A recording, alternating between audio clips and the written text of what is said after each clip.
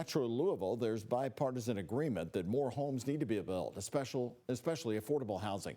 But there appears to be some divide on the best way to make that happen. Tonight, our political reporter Isaiah Kim Martinez talks to a home builder today in East Louisville about the rising construction costs across the board.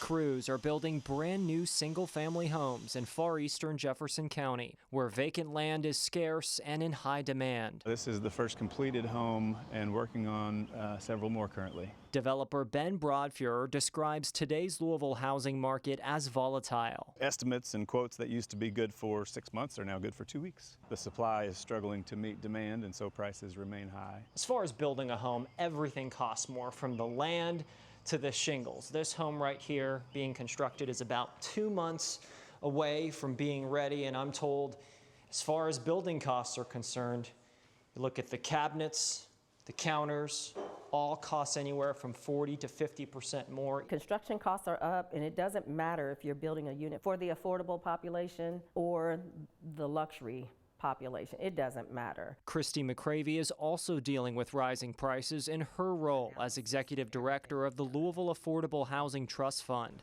The group works to finance home projects for low-income families, and they're facing their second consecutive budget reduction. Having $10 million versus 15, what does that do for you guys?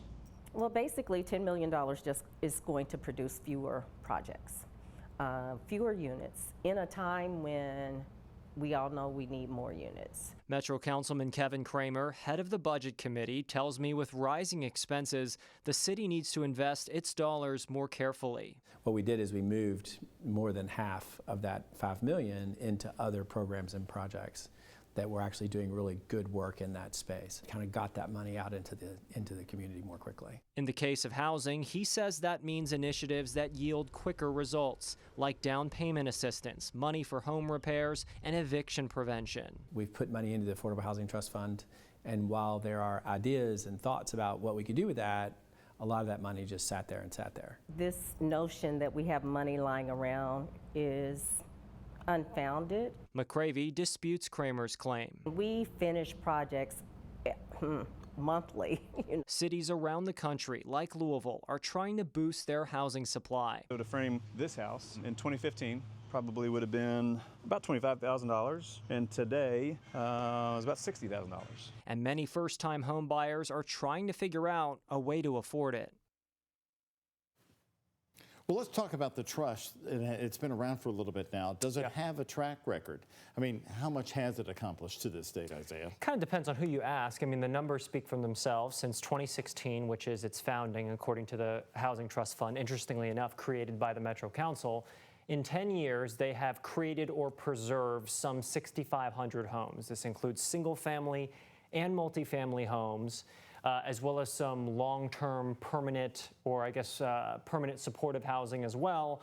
What Metro Council members, some of them, like Kevin Kramer, will say, well, listen, the current spending levels that we have on this, we're not going to be able to sustain this, and can we get quicker results somewhere else? Christy McCravey will turn around and say no. So the results show they are spending the money. They're not sitting on it. They are spending the money, and I think Kevin Kramer would say yes, too. I think where the dispute happens is how quickly is that being turned around from shovels into ground versus actually seeing the construction happen. All right. Thank you very much. Well, looking at Kentucky's housing data right now, the Commonwealth's housing market continued to cool in May, according to new information from Kentucky Realtors. The association reports home sales and new listings both fell sharply compared to April, while the median home price held steady at $275,000, the median price. Buyers may be finding more options, though, and inventory rose to 5.3 months of supply, which realtors say is considered a healthy and more balanced market. Homes, though, spent an average of just 18 days on the market last month.